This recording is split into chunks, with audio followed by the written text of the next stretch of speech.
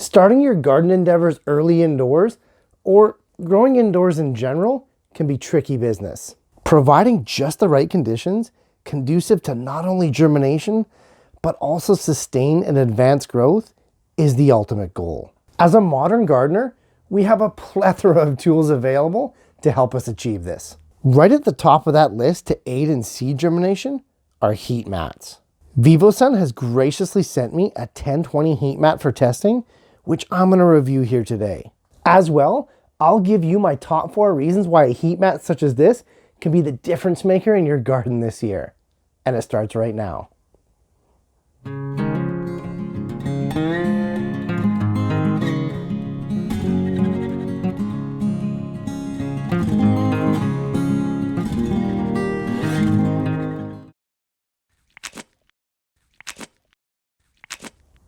On the surface, heat mats seem to be a luxury item for advantage gardeners, akin to heated greenhouses and expensive LED lights.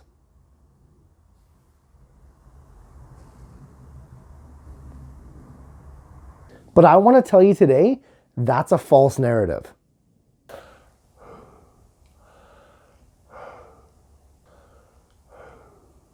Given the price, durability, longevity, and value of heat mats in the market today, I'd say that they're more of a necessity to the modern gardener. To prove this, let me show you 4 ways that heat mats pay for themselves. First up, the heat mats are very inexpensive to buy now, and even cheaper to run. A typical Vivosun heat pad or equivalent can be had right now for under $20, shipped right to your door. As inexpensive as they are to buy, they're even more economical to run. At 10, 14, 16, 20, and other low wattage availabilities, these mats are literally pennies a day to run. So with the cost to acquire and run a typical heat mat providing near zero barrier of entry, let's get into the benefits. One of the obvious benefits of using a heat mat for your seeds is speeding up germination. Seed sprouting is a function of heat and water. Increasing the heat to a point drastically reduces the time it takes for a seed to sprout. You know the old adage, time is money? Well, here it's very apparent. If you have a finite amount of space and need to keep the tray rotation at a maximum, then supplemental heat is your greatest ally. The second benefit of heat mats, which is often understated, is uniform germination. Just like how the extra heat speeds up sprouting, it also makes it much more even and uniform. Not to get too technical here, but seeds require a certain amount of degree days to germinate properly. At cooler temperatures, this threshold takes much longer to reach, and you end up with spotty and sporadic results. Shorten up that window, and you actually get to enjoy a more synchronous germination, which is always desirable. The third benefit of a heat mat is a huge reduction in diseases, such as damping off of the fragile young seedlings.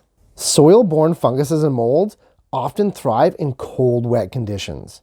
When we seed our crops in cooler temperatures, the risk is far higher that they could become sick, deformed, and die off. When using a heat mat, not only are those risks greatly mitigated, but the window of time in which they can actually affect the seedlings is significantly shortened.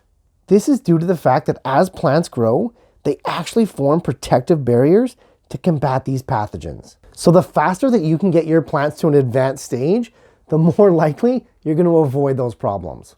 And that right there is a 2-fold increase in protection for your prize seedlings. Lastly, the 4th benefit of using a heat mat is some seeds just need it. Sure, lots of seeds sprout at room temperatures and below, no doubt. But a lot of the crops that we gardeners grow are actually quite tropical. And getting those seeds to germinate at any significant rate requires that we meet their specific seed requirements. Nice, even supplemental heat from below is the tried and tested method for this, allowing us to germinate in the middle of winter, the most demanding of warm weather seeds. Good stuff. Okay, now that we're fully on the heat mat train, let's look at one of the more popular ones available on the market today, the Vivosun line of seedling heat mats. They come in a range of sizes and dimensions. The ones we have here today is the 1020 size, perfect for our nursery flat trays. The first impressions are great. Solid build, heavy-duty PVC material construction, You know, this thing should last for years. But words are for weenies, so let's actually fire this thing up and put it to the test. For this test, we're going with the tried and true A/B comparison model of identical seeds from the same source, using the same soil, the same water, the same trays, and literally the same conditions, except for the heat mat. Our seed of choice today is going to be the red Russian kale. A proven winner in my garden for years. I need about 500 starts for both my market stand and for our own growing. Let's get these trays seeded and see what happens over the course of a week or so.